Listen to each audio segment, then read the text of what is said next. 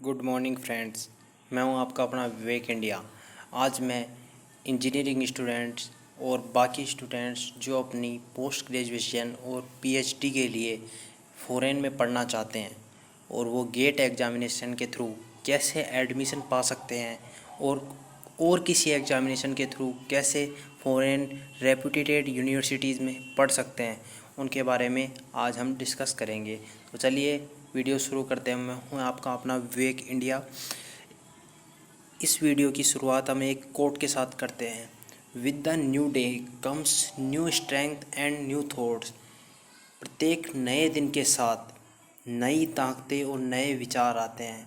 कभी भी हमें हमारी पास्ट लाइफ को लेके रोते हुए नहीं रहना चाहिए, ये लेखक कह रहा है।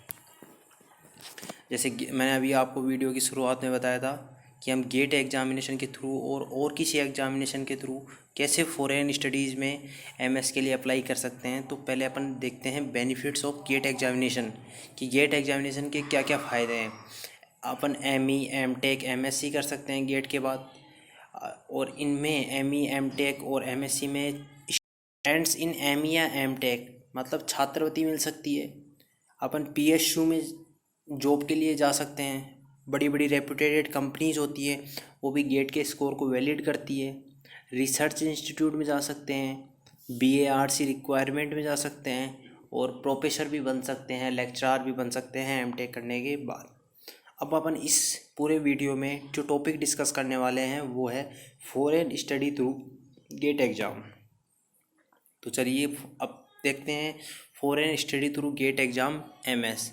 अब गेट में कितने मार्क्स की रिक्वायरमेंट होती है ताकि हम एमएस में एडमिशन ले सकें। उसके लिए गेट में मिनिमम 90 परसेंटाइल स्कोर की रिक्वायरमेंट होती है। 90 परसेंटाइल स्कोर का मतलब 90% नहीं होता है।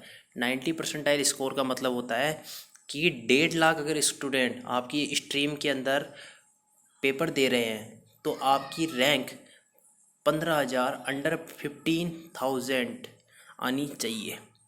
इसके बाद जैसे आप सिंगापुर वगैरह जिस भी यूनिवर्सिटी में आप जो गेट का स्कोर एक्सेप्ट करती है, उनमें आपको टॉयफिल और आईएलटीएस इन दोनों में से किसी एक एग्ज़ाम को देना पड़ता है, जो कि इंग्लिश लैंग्वेज के ऊपर होता है। अब ये सारी टॉप यूनिवर्सिटीज़ जो गेट स्कोर को वैलिड करती है। Number 1 national university of Singapore NUS, ranking इसकी ऑल ओवर वर्ल्ड है 12th। Nanyang technological university NTU, इसकी रैंकिंग है 13। टेक्निकल यूनिवर्सिटी ऑफ जर्मनी, इसकी रैंकिंग है 60। और RWTH एकन, इसकी रैंकिंग है 145। अब ऐसे ही इनकी फ़ीस बता रखी है कि 5 लाख तक हो जाती है, 3 लाख से 5 लाख तक दोनों यूनिवर्सिटी की।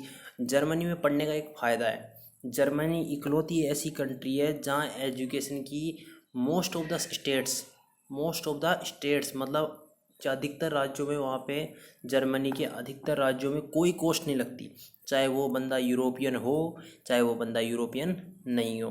तो आप भी अप्लाई कर सकते हैं और फ्री ऑफ कॉस्ट वहाँ पे पढ़ाई कर सकते हैं। फिर अब आती है ऐसी टॉप यूनिवर्सिटीज़, वो तो जैसे नंबर 12 नंबर 13 ऐसी हुई। अब टॉप यूनिवर्सिटीज़ भी होती है जिनमें एमएस प्रोग्राम होता है, अपन पीएचडी भी कर सकते हैं। क्या एक नॉर्मल बंदा जो आईआईटीएन नहीं है, उसके दिमाग में ऐसा क्वेश्चन आता है कि क्या मैं इसमें अप्लाई कर सकता हूँ? ऑफ कोर्स ज़रूर अप्लाई कर सकते हो। इसके लिए क्या क्या रिक्वायरमेंट होगी वो मैं सब आगे वीडियो में बताऊँगा, वीडियो पूरा देखता रहिए। नंबर 1 है MIT, इसका नाम तो आप सबने सुना होगा, Massachusetts institute of technology. Number 2 पे है स्टैनफोर्ड यूनिवर्सिटी। नंबर 3 पे है हार्वर्ड यूनिवर्सिटी। अब इसमें एडमिशन कैसे ले सकते हैं वो सारे आगे देखते हैं अपन। अब 2 एग्ज़ाम है, 2 है गेट और GRE क्या होती है मैं सब आपको बताऊंगा। गेट अभी आपने देख ली, गेट क्या होती है, general aptitude test in engineering. Only some university accept GATE score. MS में जाने के लिए सिर्फ इसको एमएस करने के लिए सिर्फ कुछ यूनिवर्सिटी है जो गेट के स्कोर को वैलिड करती है, बाकी जो टॉप यूनिवर्सिटीज़ है वो गेट के स्कोर को वैलिड नहीं करती है। तो दूसरा पेपर हम कौन सा दे सकते हैं, हम पेपर दे सकते हैं GRE का। GRE का मतलब होता है ग्रेजुएट रिकॉर्ड एग्ज़ाम। अभी जो ऑल यूनिवर्सिटीज़ है, वर्ल्ड की सभी यूनिवर्सिटी है, वो सभी की सभी जीआरई के स्कोर को वैलिड करती है। अब जीआरई का एग्ज़ाम देने के बाद आप किसी भी यूनिवर्सिटी में अप्लाई कर सकते हैं। अब आप सभी के दिमाग में आ रहा होगा व्हाट इज़ जीआरई। फिर दूसरा क्वेश्चन अगर किसी स्टूडेंट के दिमाग में आता है तो यही आता है कि जो इतनी टॉप यूनिवर्सिटीज़, क्या मैं उनमें सब में एडमिशन ले सकता हूँ किसी भी यूनिवर्सिटी में, और अगर है तो मैं कैसे एडमिशन ले सकता हूँ, और अगर ये है तो मैं जीआरई चूज़ करूँ या गेट चूज़ करूँ, इन दोनों में से कौन सा। ये सारे हर बंदे के दिमाग में आता है बीटेक करने के बाद। अब आता है व्हाट इज़ द जीआरई। मैंने पहले बता दिया कि जीआरई की फुल फॉर्म होती है ग्रेजुएट रिकॉर्ड एग्ज़ाम। इसमें तीन होते हैं, तीन पार्ट होते हैं इसके: verbal reasoning, quantitative reasoning, analytic reasoning. इनके अलग अलग हैं कि इनमें इतना पोर्शन होता है, 170 नंबर इसके होते हैं, 170 इसके होते हैं। बाकी इसमें बेसिकली कुछ नहीं होता है, एक तरह लैंग्वेज का पार्ट ज़्यादा होता है, वहाँ पे लैंग्वेज चेक की जाती है। और अगर टॉप यूनिवर्सिटीज़ में जाना है तो वहाँ पे एमआईटी का तो सीधा सिद्धांत है कि उनको ह्यूमन चाहिए, उनको इंसान चाहिए, उनको कोई रोबोट नहीं चाहिए कि आईआईटी का बंदा ही एमआईटी में जा सकता है और कहीं का कोई बंदा नहीं जा सकता। उनका ये सिद्धांत है, हमें रोबोट रटने वाला नहीं चाहिए, हमें इंसान चाहिए, उसमें कितनी नॉलेज है वो चाहिए हमको। इसकी कॉस्ट बहुत ज़्यादा होती है पेपर की। जीआरई और टॉयफेल, ये दो पेपर मिला के, और एमआईटी में अगर आप एप्लीकेशन फॉर्म लगा के भी देखो तो इंडियन रुपीज़ में मिनिमम 35,000 अप्रोक्स बैठ जाता है ये। आप जीआरई का पेपर हर 21 दिन में लगता है, ये ऑनलाइन कंप्यूटर बेस्ड एग्ज़ाम होता है। ये आप एक बंदा साल भर में 5 बार मैक्सिमम दे सकता है, और इसकी एज लिमिट कोई नहीं है। जैसे गेट की भी एज लिमिट नहीं है, वैसे ही जीआरई की भी एज लिमिट नहीं है। बट जीआरई का इसका स्कोर जो होता है वो 5 साल के लिए वैलिड रहता है। अब इसका एग्ज़ाम का पैटर्न आप देख सकते हैं, मैंने आपको पहले बताया था। वर्बल रीजनिंग होती है, क्वांटिटेटिव रीजनिंग होती है, और एनालिटिक राइटिंग स्कोर होता है। टोटल मिला के जो होता है वो जीआरई स्कोर। आपको अगर रिसर्च में कोई अच्छा एक्सपीरियंस है तो आपको बेनिफिट होता है, अगर नहीं है तो कोई दिक्कत नहीं है, तो भी आप अप्लाई कर सकते हैं। अब ये जो दो एग्ज़ाम बताए थे मैंने आपको इंग्लिश के लिए, टॉयफिल और आईएलटीएस, एक यूएसए के बेसिस पे होता है, एक यूके के बेसिस पे होता है। आप दोनों में से कोई सा भी चूज़ कर सकते हैं, दोनों अप्लाई होते हैं।